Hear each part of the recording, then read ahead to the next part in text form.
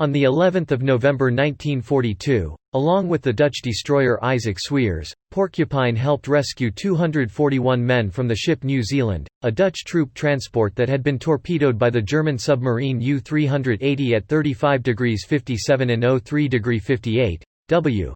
About 80 miles, 130 kilometers, east of Gibraltar, in the Mediterranean Sea.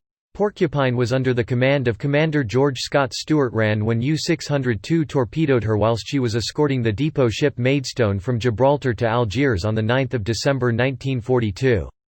U-602 fired 4 torpedoes at Maidstone, one of which hit Porcupine, the other 3 missed both British ships. The attack killed 7 men but left most of the ship intact, except for critical localized damage that nearly split the ship in two. The destroyer Vanoc rescued all of her crew except a skeleton contingent.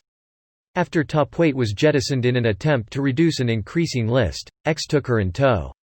The next day a French tug took over and delivered Porcupine to Arzew, Algeria. In March 1943 she was towed to Oran, where she was declared a total loss.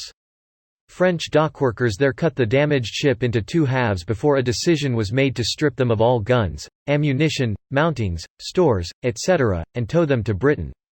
The 2 parts were ballasted and brought to Portsmouth in June. Once the 2 pieces were back in Portsmouth, the fore part of the ship was known informally as HMS Pork, and the rear part as HMS Pine.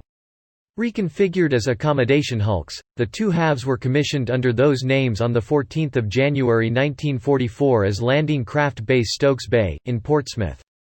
They were eventually paid off on 1 March 1946, before being recommissioned for the commander of minesweepers on 1 April 1946. Porcupine then became a tender to HMS Victory III. Porcupine was finally paid off on 31 August 1946. On 6 May 1946 she was listed as sold, and in 1947 broken up somewhere on the south coast of England, but reports differ as to whether or not this was at Plymouth, Portsmouth or Southampton.